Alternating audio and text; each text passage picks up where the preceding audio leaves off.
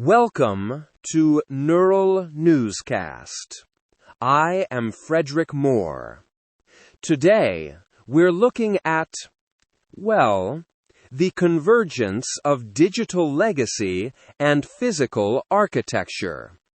For decades, the character of Lara Croft has existed as a titan of the gaming world, a real symbol of high-octane adventure on the silver screen.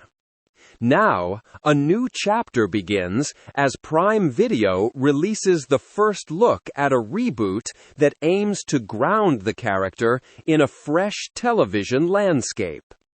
It is a story of transition, not just for the character, but for the actress stepping into those famous boots. I'm Adriana Costa.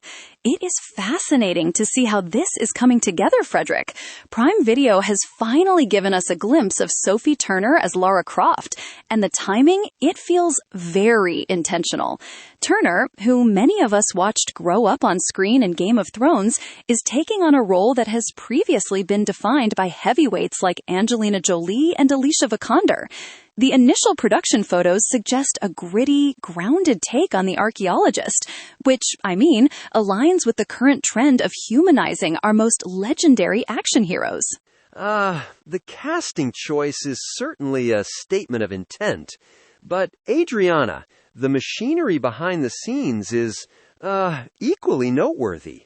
Phoebe Waller-Bridge is the creator and executive producer here.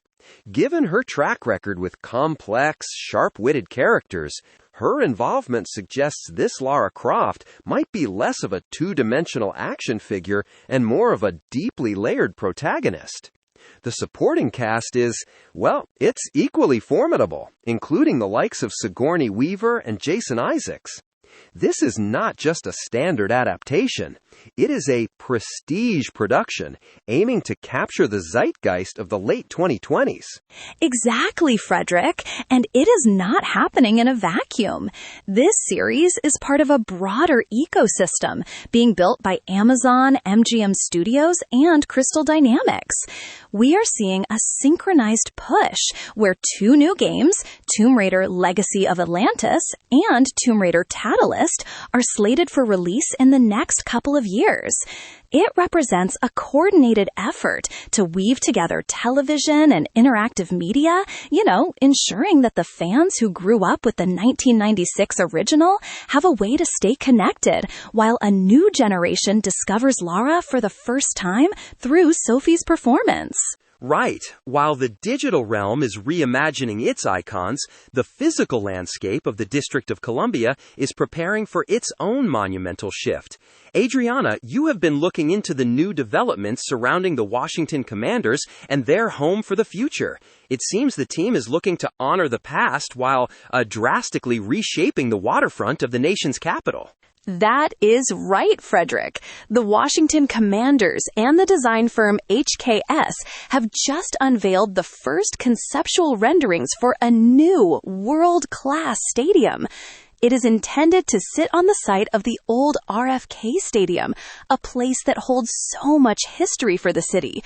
The renderings show a roofed 70,000-seat venue that looks, less like a traditional football field and more like a civic landmark. Mayor Muriel Bowser has been quite vocal about how this project could be a catalyst for jobs and a new entertainment district that serves residents year-round rather than just on game days. The choice of HKS as the lead architect is a calculated move.